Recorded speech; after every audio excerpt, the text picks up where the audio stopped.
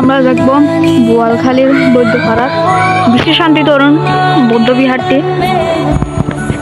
প্রথমে আসার পরে এখানে অনেকগুলো বৌদ্ধ মূর্তি আছে এবং খোদাই করা নকশা।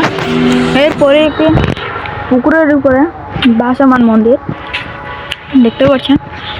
এরপর আছে মন্দিরের গেট এবং এখানে মন্দিরের গেটের মধ্যে নির্দেশ করা আছে যে আপনি বিহারের সিসিটিভি ক্যামেরায় ধারণ আছেন।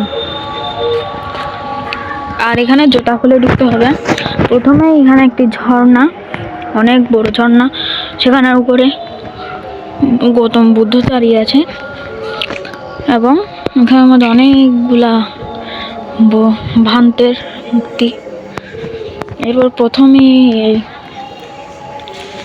ঘুমন্ত বুদ্ধের একটি মূর্তি রাখা হয়েছে এবং এই যে মন্দিরটি। এরপরে এখানে বোধি গাছ স্থলটি দেখতেই পাচ্ছেন। এখানে অনেকগুলো বুদ্ধ দিয়ে রাখা হয়েছে।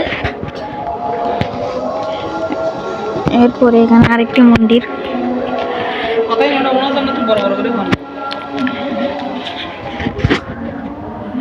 এখানে আরো একটি মন্দির, এখানে আর কিছু বৌদ্ধ মন্দির আছে।